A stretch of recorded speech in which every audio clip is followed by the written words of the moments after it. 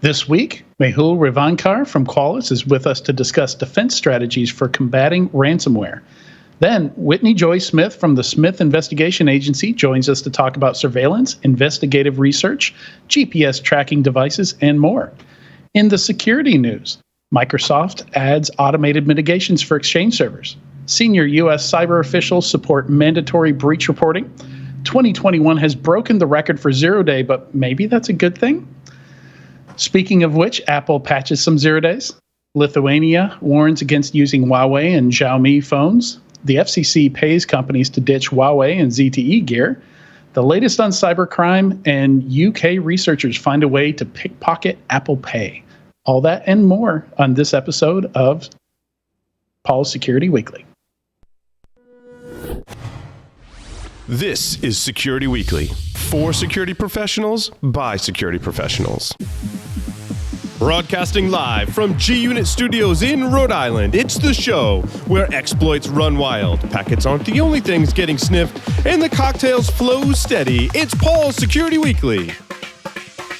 Keeping up with security issues across thousands of web assets without the right approach to web application security is a daunting task. Get ahead with web vulnerability scanning automation from NetSparker, a leader in dynamic and interactive application security testing, known for its ease of use and accurate results. Detect a wide range of vulnerabilities in all legacy and modern web applications, address security bugs at scale by automating the confirmation process, automatically prioritize vulnerabilities, and assign actionable tickets to the right developers in their native workflows for rapid remediation. For more information on how to scale application security with ease, visit securityweekly.com/NetSparker. Hey, welcome to the show. This is Jeff Mann, not Larry Pesce.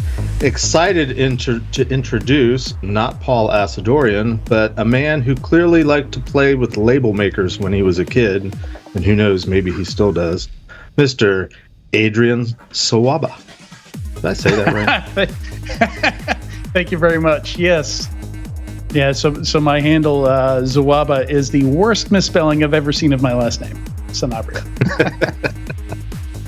Thank you for that. It also looks like a domain with your little sign back there. I'm like, ooh, cool. Can you register your Twitter handles as domains? That'd be fun.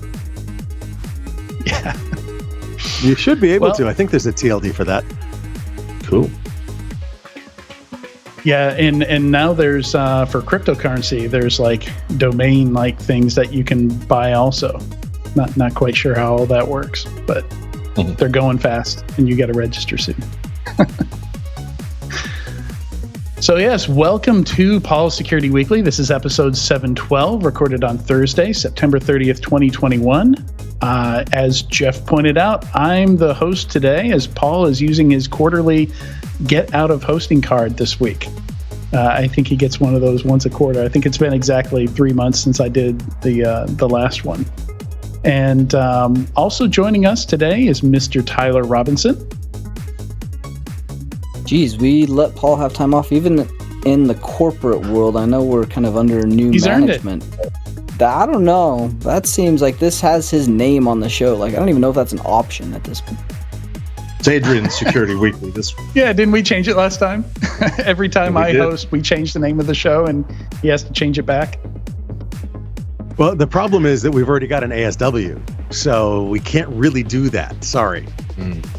So SSW, Zawaba's Security Weekly. Zawaba's Security Weekly. There you go. SSW. And that is Mr. Josh Marpet joining us as well tonight. How you doing, Josh? Pleasure. Happy to be here. This is exciting. Yeah, no, it's going to be fun. We've got some very interesting interviews today, definitely. Excited about both of those. And I had a lot of fun putting together the stories for the news. So I'm looking forward to that as well. I've got some wine here with me. And I'm going to try and relax as much as possible, hosting somebody else's show for them. Who else is hosting? Excuse me. Some announcements. Some announcements. InfoSec World 2021 is proud to announce its keynote lineup for this year's event. Hear from Robert Urjavec, plus heads of security at the NFL, TikTok, U.S. Department of Homeland Security, Stanford University, and more. Plus, Security Weekly listeners save 20% on digital pass registration. Visit securityweekly.com/ISW 2021 to register now. All right. So today we are talking about defense strategies to combat sophisticated ransomware. With us today is Mehul Revankar, VP Product Management and Engineering at Qualys. Mehul knows vulnerability management and patching inside and out, having led teams at SaltStack and Tenable in the past before joining Qualys. Welcome, Mehul. Hey, thank you for having me on the show. It's always exciting to be on Paul's Security Weekly, or should I say Adrian's Security Weekly for this week. Yes, you should. And the funny thing is, you've worked with Paul in the past. Did he often just not show up for work like he did today? Is that a common thing for Paul? He only showed up for work when we had to write the blogs, so he was always there. And I also worked with Jeff while I was at Tenable. Jeff was good as well. We get a full-on reunion going on here. We do. Yeah. Nice. If only we had Matt on the call, that would be a complete reunion. Yeah, it's interesting. Yeah, Matt's got his own show now. I've got my own show now. I've taken over Enterprise Security Weekly, so we're starting to divide stuff up. And gone are the days when you saw Matt and Paul on pretty much every podcast. Got some more folks helping out now. Just a couple, including the one you forgot to introduce. Jeff. Did I forget? Who did I forget to? No, I said thank you to Jeff. No. But you didn't introduce me. We forgot Compliance Security Weekly. That's okay. I believe there is one more.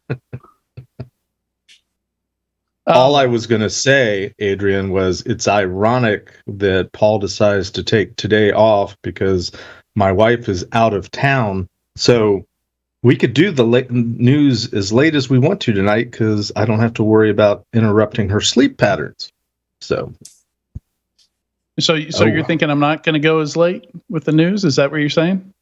That's in the past I think the last time you were on, we challenged ourselves to actually end the episode on time at 9:00. Not that it matters to anybody that's listening or watching, the recorded version, but let's just see where it goes. This is your show. Let's do it. Well, Jeff, if you and me get into PCI, we'll go past 9:00. Very true, and we have a PCI related article tonight. That we do, and I'm excited about it. I'm glad you added that. That's some crazy stuff. I'm looking forward to talking about that.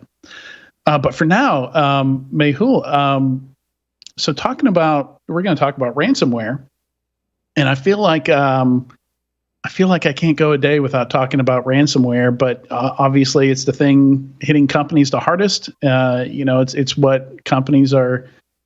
One of the things they're most worried about defending against. So, to kick things off here, I believe you have some stats on ransomware that we can use to kind of set the stage, set the discussion. No, I do have stats, but before we get into that, I just want to talk about the ransomware issue itself. I remember a few years ago, these ransomware attacks were rare. It was not a very common occurrence. I believe WannaCry was the one that's really started this going forward. But now, as you said, the number of attacks are increasing pretty much every day. I was looking at a report from a ransomware task force report, which was released earlier this year. And it looks like almost 2,400 organizations were impacted by ransomware-related attacks in just this year and the last year. Even the number of ransoms that are paid are increasing. I believe they're at around $200 million or $185 million and so on. So the scale and scope of ransomware attacks has exponentially increased in the last 1 or 2 years. And part of it, I believe, could be related to COVID as well, as organizations had to go remote. They had to open up their systems to be accessible over the internet and so on, which has in turn helped ransomware attacks increase because of RDP, phishing attacks, and so on and so forth. So The ransomware attacks are, they are definitely increasing in size and scope as from what we can see. Well, I mean, Mehul, you've also got the one, did you see the thing where the ransomware gang offered $1 million to this person or this group? If you bring ransomware into your company, we'll give you $1 million out of what we take. I've not seen it, but it is a little more aggressive, shall we say? I mean, the tactics itself. I've not seen that particular report, but I've seen the tactics ransomware attackers are using are also changing. So previously, they would come in and break into systems, encrypt the hardware, and demand the money, right? So organizations started to go report to FBI or some other security organizations. And then they changed the tactic and they said, well, if you contact the police or do something, we are going to reveal parts of your information and expose your customer sensitive data or post it on the internet. So I've seen even the tactics have changed for ransomware attackers before. So you provided a really good example. $1 million is a lot, but I've also seen the ransomware distributors using different tactics to extract the ransom from the victims in the last year or so. Well, I mean, so when ransomware started, you could actually get customer support. They actually had tech support lines set up. So you could get, I can't use the decryption key. All right, hang on, let me log into your system. How? Oh, did I forget to tell you we still have access? Don't worry about it. We'll fix it on the way out. And they would log in and they would decrypt your files for you and then fix the bug on the way out because they got their money from you. They were very professional. I mean, I'm not saying they were nice people, but they were at least very professional about it. Now you have ransomware that, is it not Petya, that doesn't decrypt no matter what? It's encrypted. And we just want you to send us the money. Okay, so it's changed drastically. I mean, this has essentially become like a very professional operation. We recently the Conti ransomware came up. It has become a ransomware as a service. I mean, they provide the infrastructure for you to break into organizations, and they probably collect 20 or 30% of the ransom, and then they leave the rest to the people who are trying to break in and infect these systems. So Conti is a great example of ransomware becoming almost like a professionally run organization where they bring in and they start to offer the infrastructure. They have their Tor networks, they have their command and control servers. You just tap into that network and demand ransoms from organizations that are victims. Yeah, and I think the big concern here, like where we've seen it grown to, I think in the early days, ransomware, was an opportunistic thing, and they'd set up watering hole attacks or send out phishing attacks and things like that just to get kind of initial access to networks and things like that. Or they would target individual computers, for $500 or something like that. And what we've kind of evolved to look more like pen tests. The way they get in, the way they pivot, the way they use Active Directory, to get access to more systems in the organization. And ransomware is really like step 17 in this process. And what I want to talk a bit about today is how we can disrupt that process potentially or prevent it from getting that far. In some of the earlier steps by closing up some vulnerabilities they might use or shutting down some attack surface, that they commonly use. Because we also have some really good data on how they do all this stuff now. MITRE's published a bunch of stuff on it. A lot of, individual security vendors have published very specific details on exactly what vulnerabilities they're using, how they're jumping from step to step, how they're getting, that initial access to the network. And the other interesting thing is, a lot of times you think of a single crew doing all of these steps, but really even that's broken out, to where somebody gets that initial access, sells that initial access to somebody else. Then they get in, they do the kind of pen test portion where they pivot around, they, maybe deploy the ransomware, and maybe the data that they exfiltrate off the network, they don't sell, they hand to yet another party to actually sell that data. Yeah, and we I mean, at Qualys, we've been looking at this aspect of how can organizations limit their exposure to ransomware attacks. And to understand this better, one thing organizations need to realize is, they're not using a lot of sophisticated techniques. We looked at the data, and it boils down to three. Like if you look at all the infection vectors that they typically use to break into or infect systems, they come down to three key infection vectors. One is obvious. The top one is RDP, remote desktop protocol, enable on your internet-facing assets. And you made a brief reference to it. If they cannot break into RDP, they can actually buy access to RDP. I was looking at some numbers, and you can buy access to RDP systems for like $3 a pop.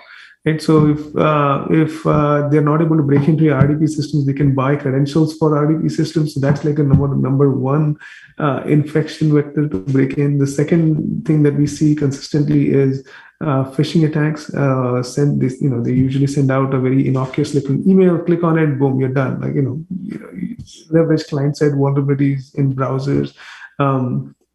To own the systems. And the last one is just basic software vulnerabilities in internet-facing assets, like the SSL VPNs are a really good target for ransomware attackers. And if we start to understand that these are the common vectors that ransomware attackers and distributors are using, organizations would be in a much better shape to prevent attacks from ransomware. There is a famous quote which is well known, which is what is it? An ounce of prevention is better than a pound of cure. A pound of cure, yeah. Yeah, and I think the ransomware story. I mean, based on the attacks we're seeing, prevention is definitely better than cure, because by the time they have attacked your system, we've seen a lot of vendors coming in and saying, oh well, we can stop ransomware attacks, we can stop the propagation and so on. But the fact that they're already in, that defeats the purpose. You could take some actions on your end to take some preventative steps so that the basic infection and the eventual propagation could be limited or stopped. But hasn't this always been the same recommendations that we've been giving? Like, there's nothing new here from a security standpoint. Like, secure your RDP, put multi-factor out there, have good passwords, prevent password spraying, watch for breaches, stop lateral movement, have different local administrator passwords. Like, these are things that have been harped on for multiple decades. The fact that ransomware is leveraging them, I think, speaks more to the fact that we're not learning our lesson around the fundamentals, and we're trying to put blinky boxes around a problem that should be solvable and should be solved in today's threat landscape and security maturity for most organizations. I couldn't agree more. I mean, my sense is ransomware is essentially monetization of poor cyber hygiene. So if you do the basic cyber hygiene. Wait, say that again. That was beautiful, the way that you said that.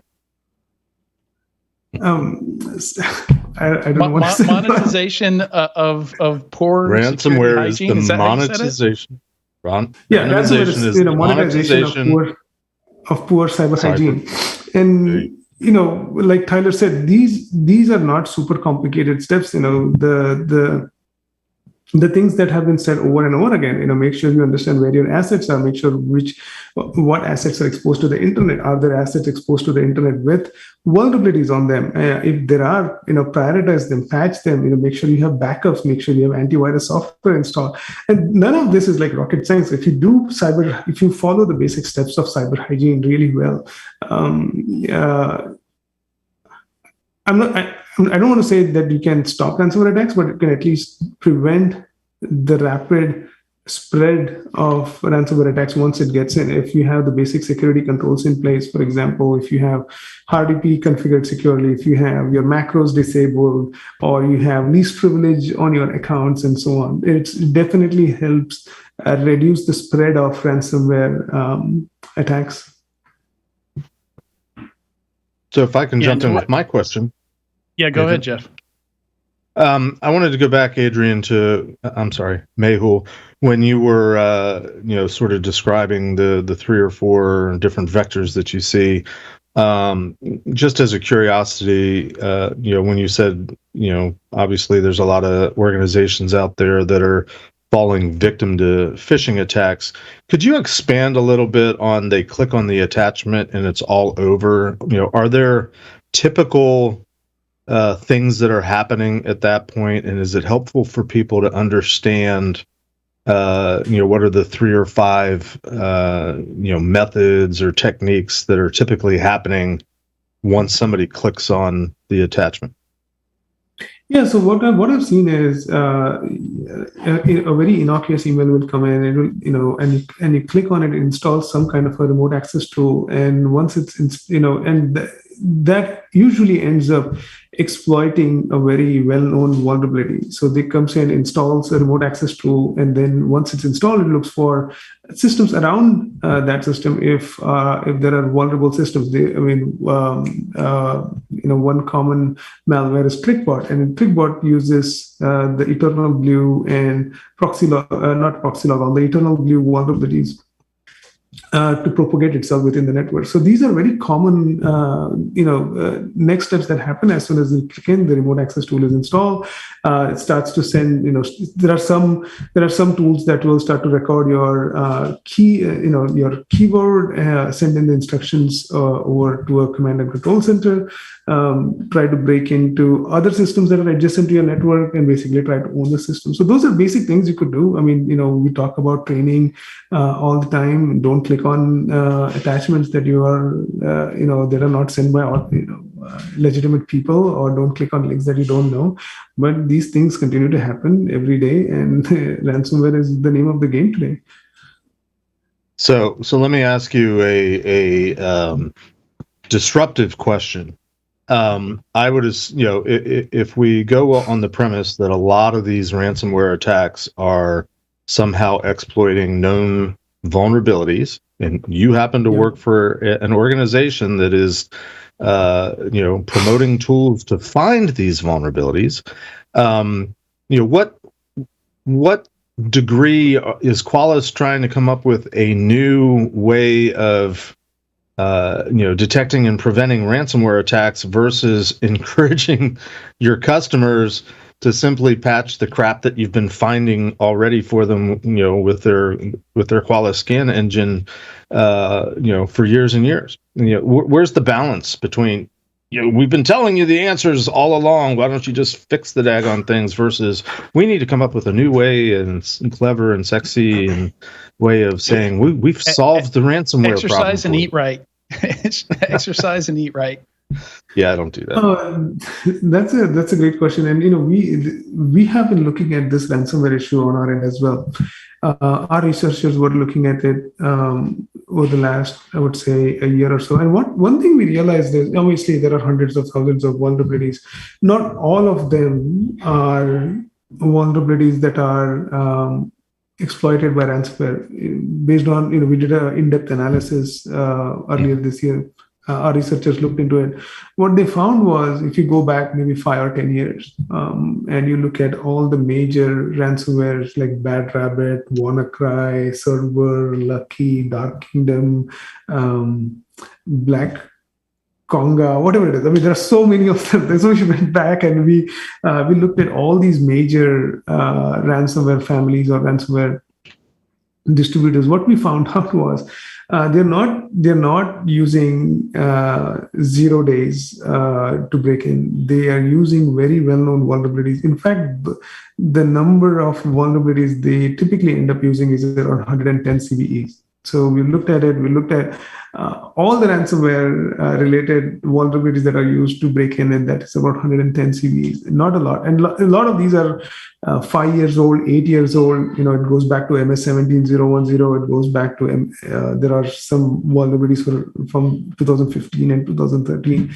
and they continue to have success exploiting these vulnerabilities. So Qualys' point of view is, again, going back to the prevention side of things, before you can do anything about it, you need to have visibility into your ransomware exposure. Like how, if you are if you have hundreds of thousands of vulnerabilities, from a visibility perspective, which vulnerabilities do I need to prioritize? And Qualys has done some really good work on that from in terms of giving visibility to our customers. Hey, by the way, these are the vulnerabilities that are leveraged by ransomware, and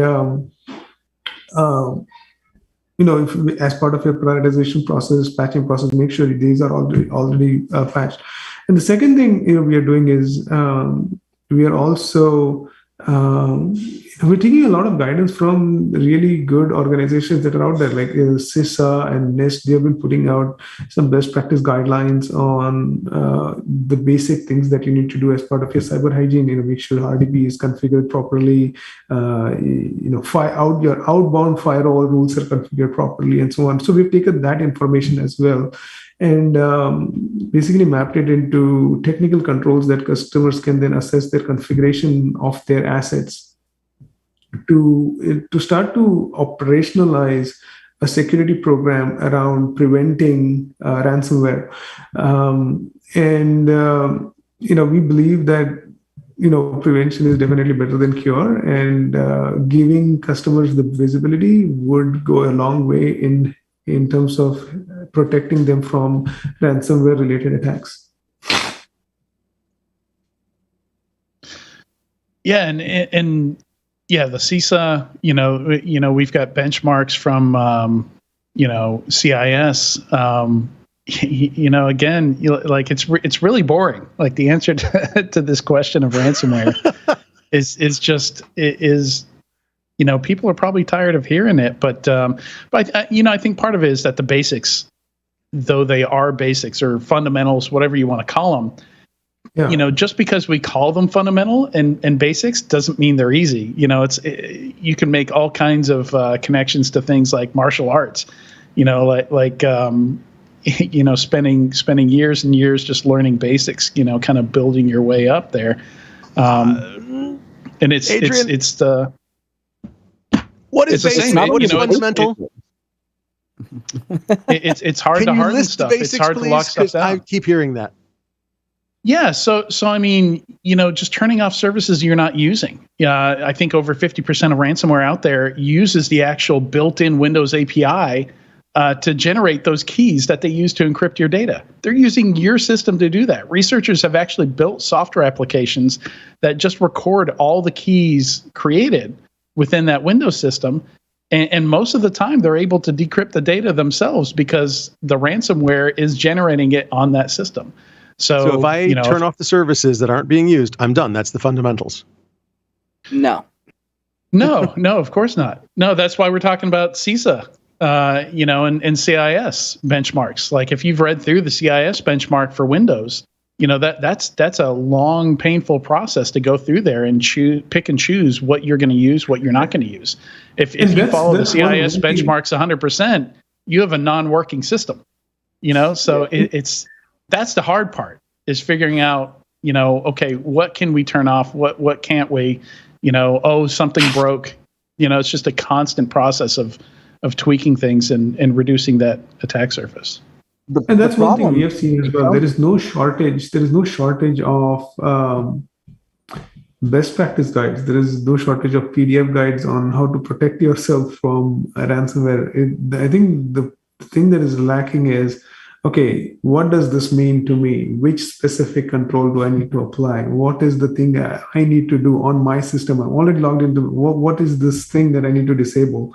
I think there is an opportunity for vendors to come in and basically translate that into something that is much more technical, so that organizations can take steps around it rather than maintain backups and do training and disable or harden your RDP and so on.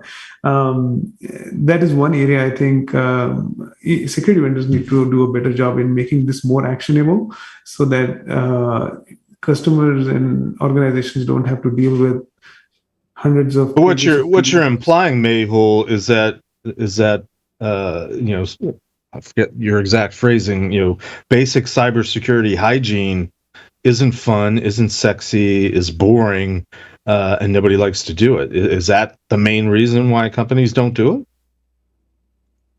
it? No. I don't know why they don't do it. Like, I was looking at some of the numbers, like, Qualys has, we've been looking at some of the numbers in terms of just the patch cadence. And the average time to patch vulnerabilities is 194 days. Based on the research that we've done, and I'm like, in which world is this acceptable? Like, in which world is 194 days to patch a vulnerability acceptable? And that's the average. So there are situations where it is way higher than 194 days. So I don't know why organizations are not patching more frequently or doing this basic steps of cyber hygiene, taking them more seriously. Part of the problem could be the tools are not conducive to do that. There are some certain aspects that could be automated and should be automated, but maybe the tools are just not there yet, and that's a gap that security vendors need to fill. I have an idea for you and your product marketing team at Qualys. You should set up your Qualys engine to, if it's finding vulnerabilities that are old or they've previously found on previous scans, lock the damn tool and tell the customer, we'll unlock your tool once you've actually patched this vulnerability. So wait a minute. So just to be clear, just to be clear, Jeff, you've just stated that they should turn Qualys into ransomware. Essentially, yeah. But, ransomware is a vendor. Like, there's a difference. Let's be real here. I think, lesson. I mean, you could wait 30 seconds and say, "Just kidding. Here's the rest of your report." But you bring up an interesting point. We actually introduced a capability not too long ago, this week, where we automatically patch vulnerabilities for organizations. They can come in and define a criteria for vulnerabilities. Like, I was talking about phishing attacks, right? They usually use client software to this client-side vulnerabilities to break into systems. You don't need a ServiceNow ticket to patch a Firefox vulnerability or a Google Chrome vulnerability. These are things that can be easily patched without any interaction with the IT teams. Patching is in some ways patching is difficult because you need to get the right approvals, you need to have the change management in place, and so on and so forth.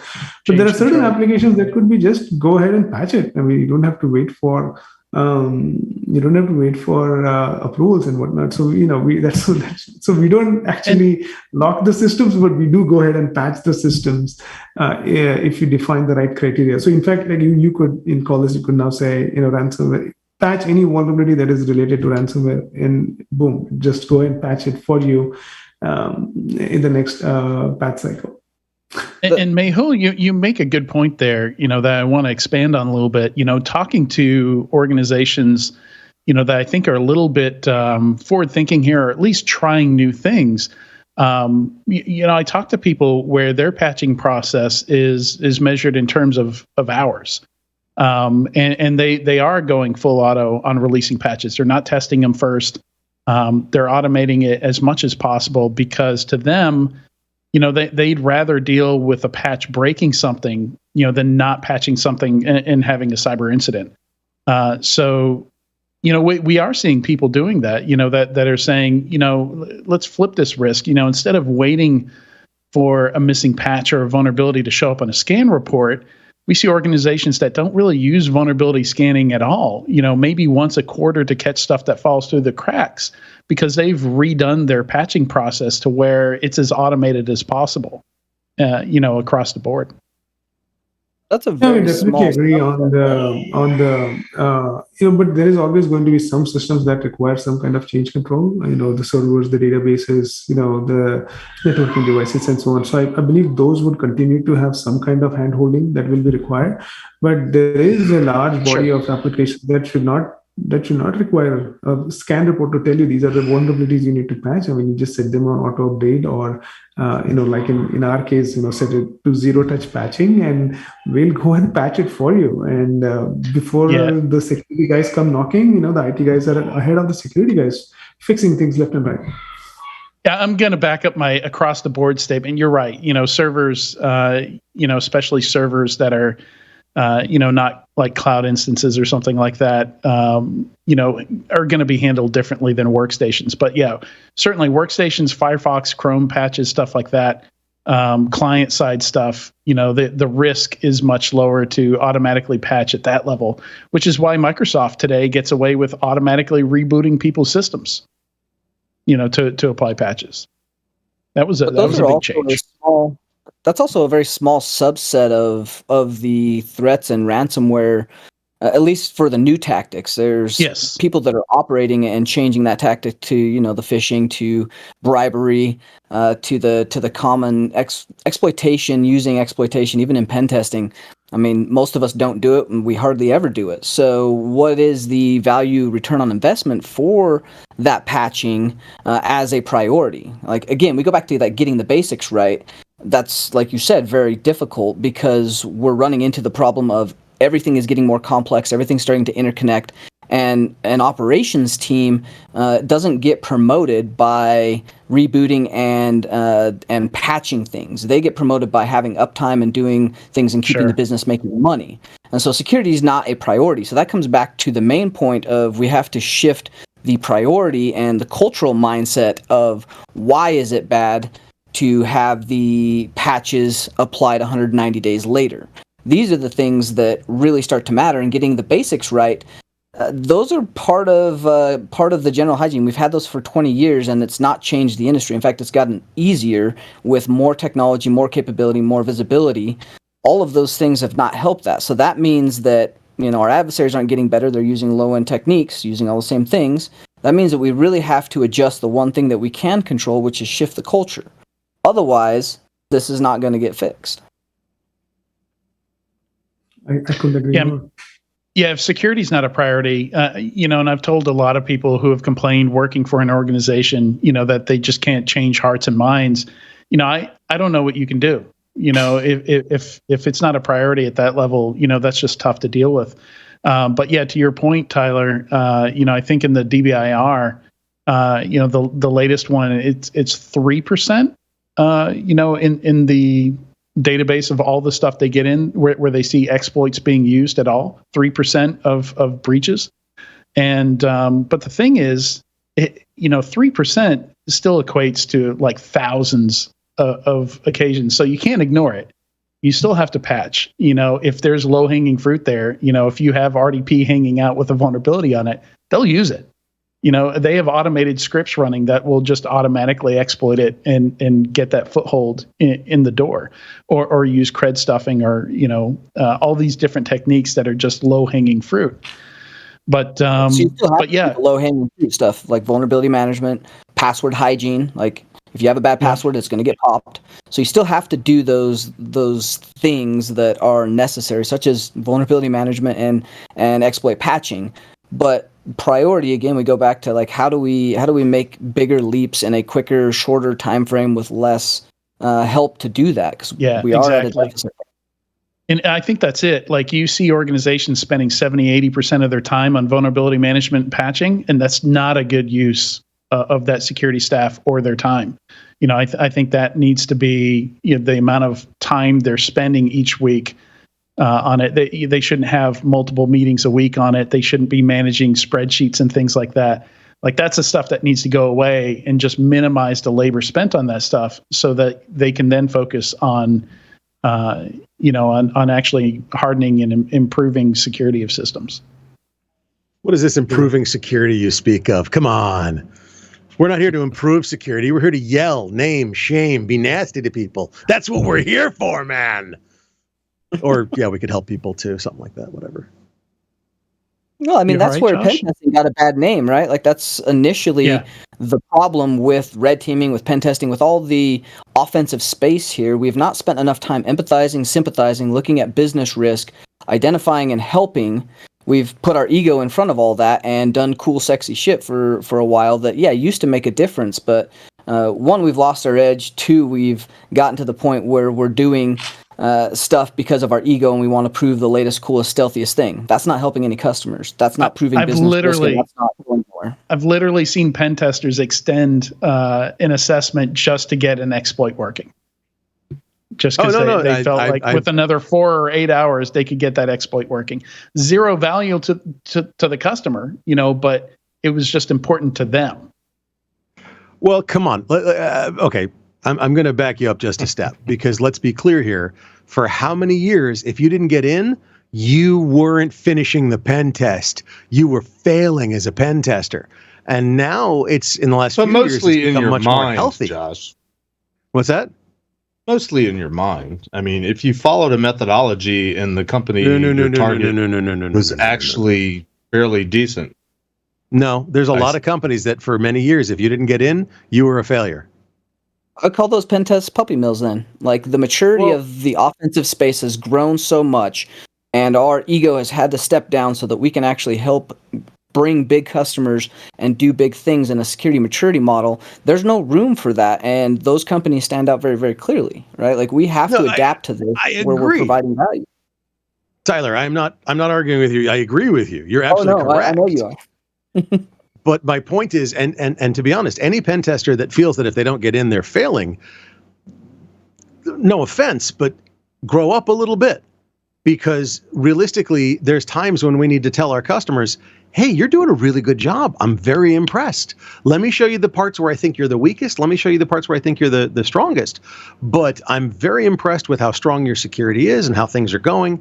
It is time to understand that our job is not to break in and strut in, I broke in, I'm domain admin now, drop the mic and walk out.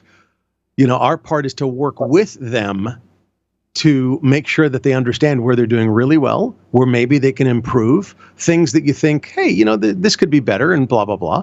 And then it's time to be part of the defense as well as representing the offensive actors. Well, that requires us to keep our edge and make sure we got that mindset set up properly and reframing the problem, right? If in a pen test, if you guys give me full carte blanche to go do whatever I want, I'm always going to get in. I'm going to get in phishing. I'm going to get in physically. Like, I don't care how good your security is. Like, enough time and money, I will get in. So really reframing that. So what's the value, the return on investment? How are we going to help the company and the business and adjust this so that we're making security progress in a meaningful manner with the time and budget that we have to operate in, which is usually very small. So that is kind of the shift in mindset where they always get in. Like, that's just time, money, and resource. Like, we'll do that, but that's not useful. And I think we've gotten past that. And you're right on. We have to change that for the customer and reframe that for the executives and get everybody on the same communication page so that they understand what makes a difference against ransomware. Things like the reports and information out there is there's plethoras of information on how to do this. We're having to show the business return on investment and the places to prioritize because there's not enough time, money, or people to do this in a short amount of time to get these companies up to snuff. It's not a matter of information or even companies to come and do the adversary side. It's the problem of how do we get this done quickly in a meaningful manner.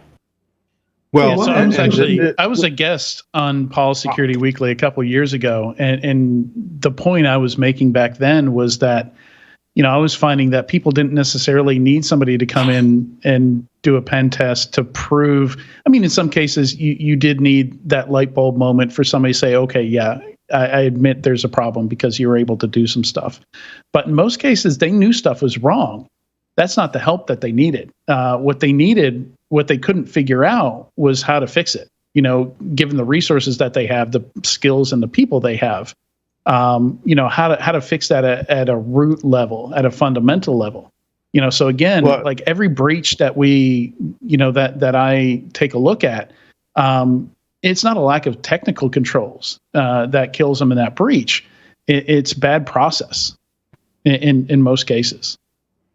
So, oh man, I could kiss you. To dovetail what you were saying, Adrian, you're sort of in the same train of thought that I was having. To take this back to Mehul and Qualys, who's representing, and in no way, shape, or form I'm picking on Qualys, but as a tool that's very often considered by many of my clients to be, in my mind, in the category of one of those blinky light boxes that this is something that you got to use.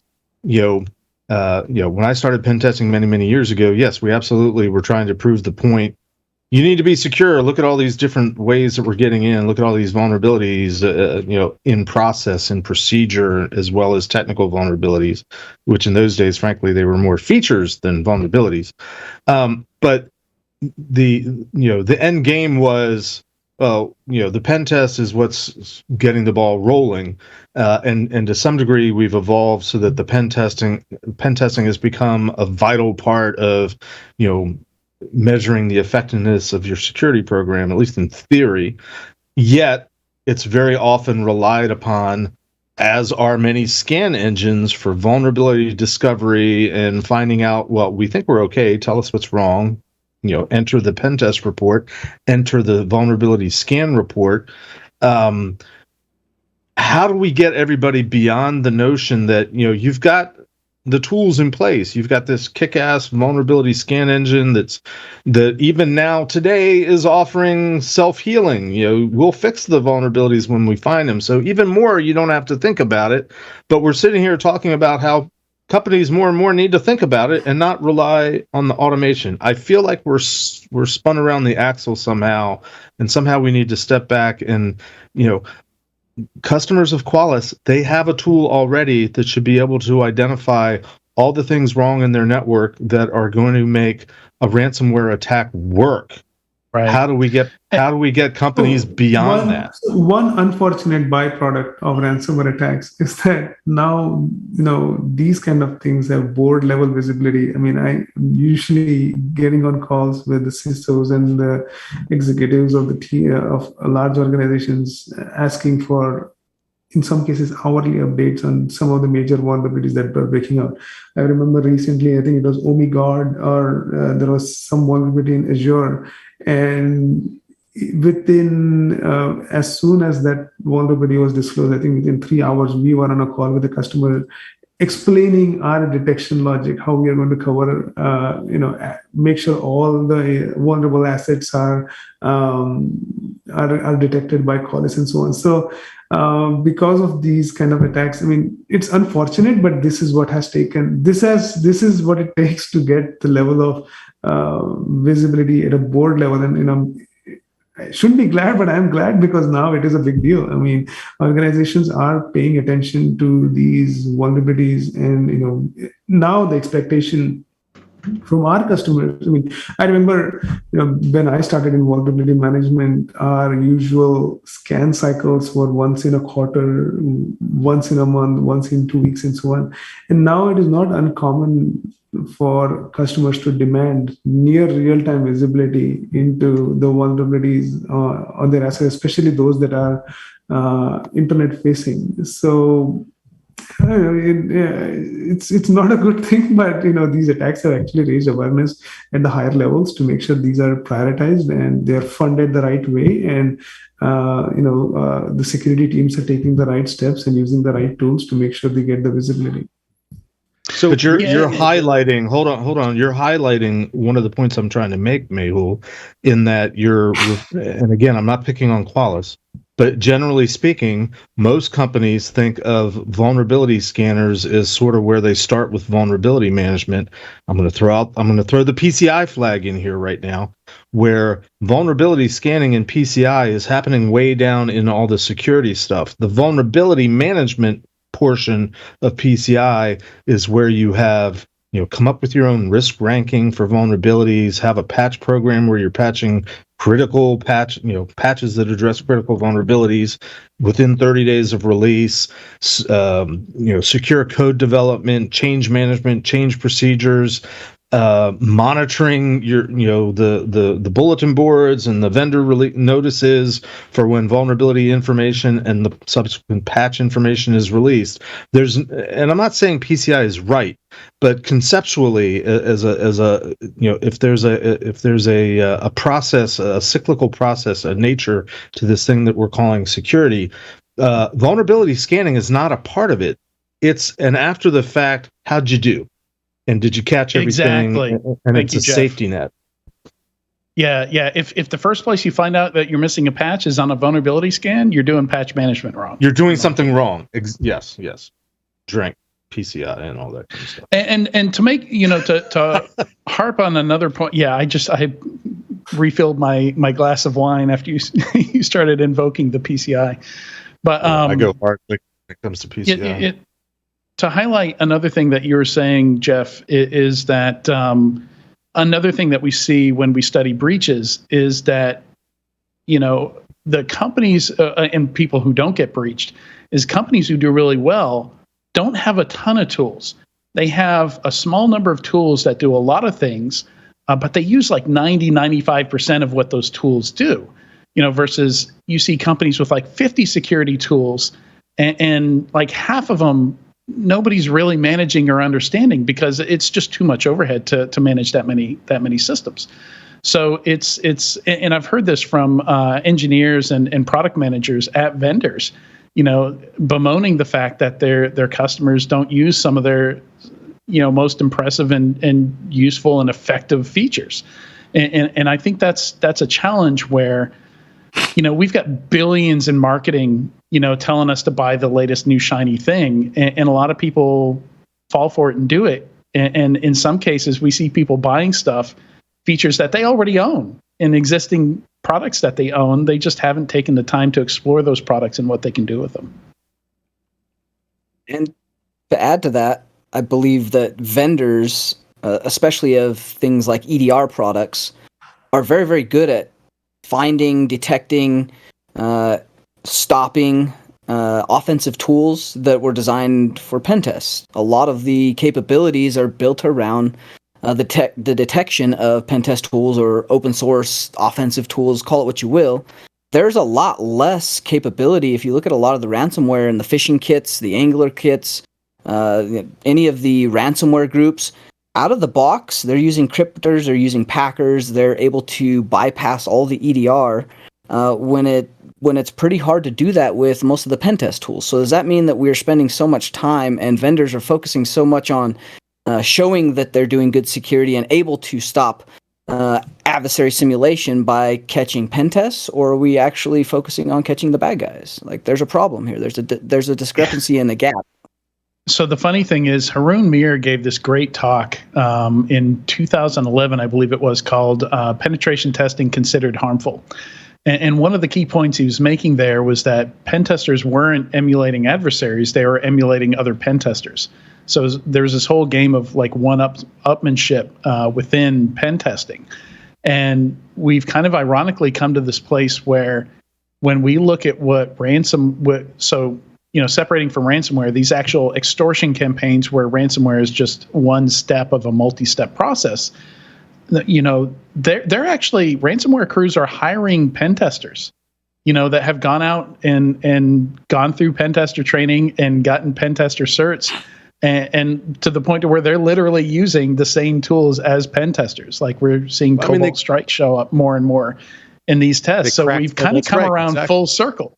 Where now that talk that Haroon was giving, now attackers are emulating pen testers because they are pen testers in some cases, because they can make 10 times as much, hacking for the bad guys. Well, and the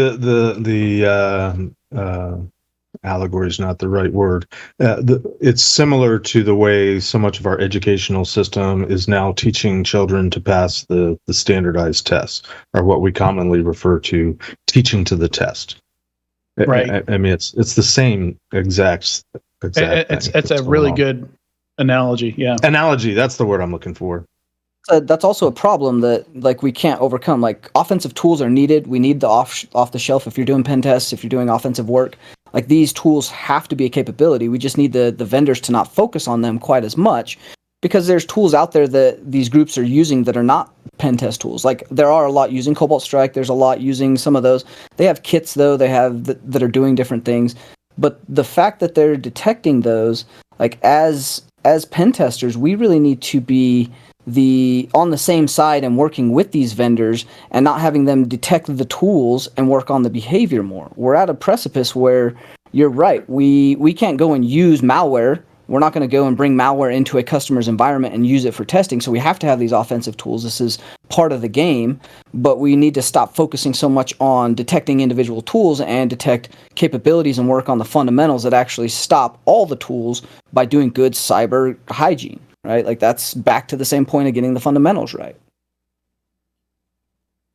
Which, if we can take it back to Mehul, I would think that Qualys, as a company that's putting out products that, by design find the problems that companies are going to fall prey to ransomware, I would think is equally, if not important, to try to, whether it's better training or better marketing or better educational awareness, training your users to make sure they're using the tools well, convince them, no, these results really are real. You really need to do something about them. But I would think trying to make sure they're getting the use out of the existing products is as equally as important as, if not more important, than coming up with a feature that you can label as, here's the ransomware button, push this, and, we'll find all the ransomware stuff and help you prevent it. That's just my take. But I mean, we have added our share of ransomware buttons in the product, and I think we'll have to do it as these attacks increase. But one thing I will say is we're also investing in, like you said, Jeff, we're also investing in just making the workflow simpler so that customers can better understand the capabilities of the product and use them. These are capabilities that are built in 2 years now, and to basically make better use of the products and the capabilities that have been shipped in the Qualys cloud platform. I mean, we have over 20 applications on the cloud platform today. We started with VM, we added policy compliance, we added file integrity monitoring, EDR,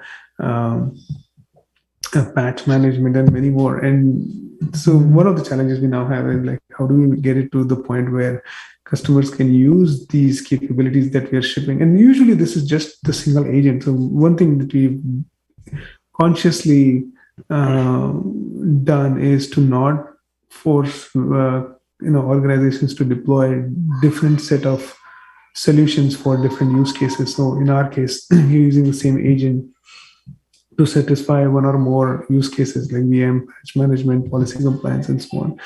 And we are actually investing time to make sure that our workflows are simple and easy to use, so that they can leverage the capabilities that are already in the platform.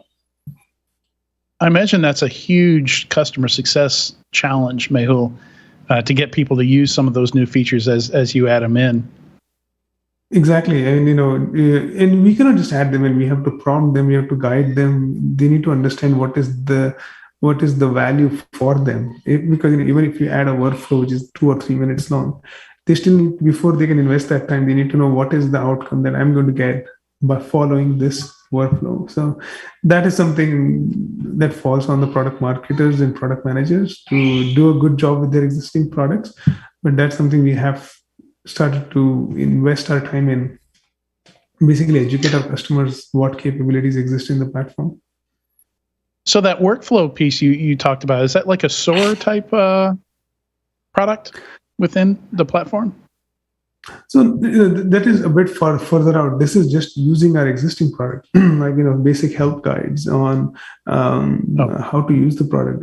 Giving prompt. Okay, now now that you've created a policy, now click here, and now you can select these options, and this is how you prioritize. This is how you run a scan, and so on. So that is all baked into the product. Historically, these kind of things have been put in a documentation or a PDF file for customers to look at. But I think more and more now vendors are realizing we should be front and center in terms of when the customer is using the product, we should guide them into some of the things that are already possible so that they can use it as part of their jobs.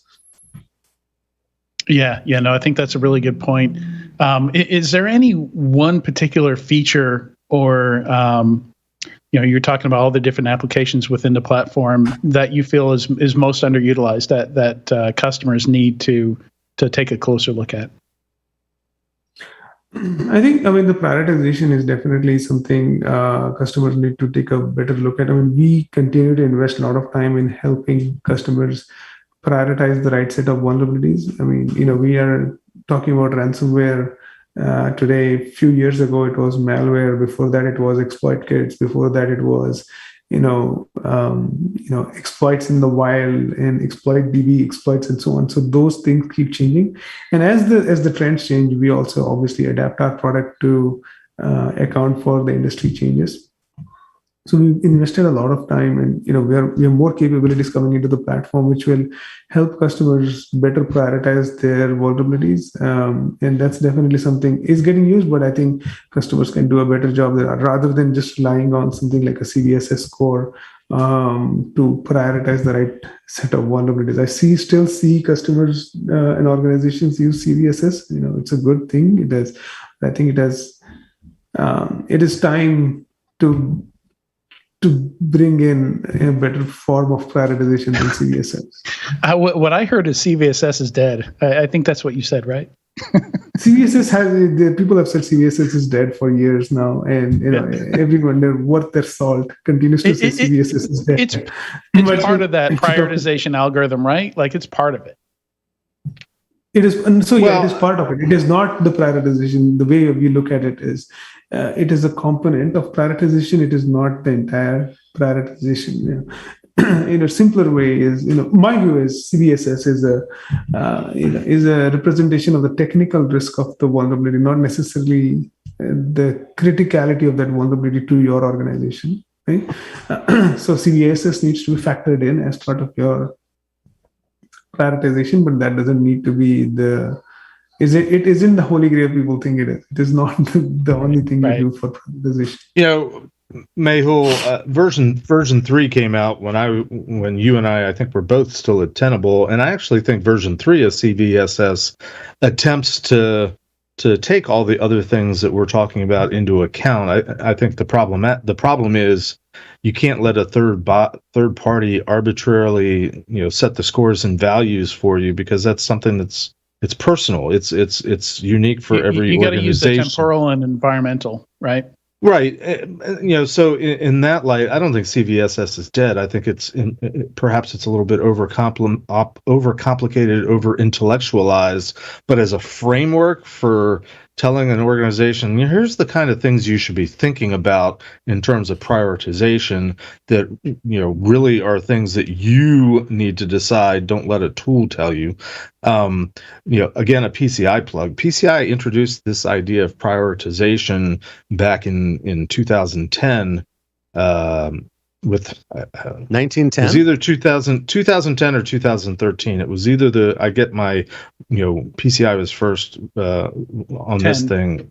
Yeah, I think wrong, it was 10. But I think it was 10 with version 2, where they introduced the idea of come up with your own risk ranking. Yes. And base all your actions I was still off at QSA of that. Then. Yeah. Yeah. Yep. So this is not a new idea. It took the vendors a while to catch on, and it certainly took my clients a while to catch on to don't just use the CVSS score that's being published by whatever scan engine you're using. Actually take a look at what it is and how it's exploitable, and is an internet-based attack really something you need to worry about if you're looking at a system that's 17 layers deep in your network. Exactly. Context is important. Notwithstanding what Tyler can do to you to get there. But you know what I'm saying.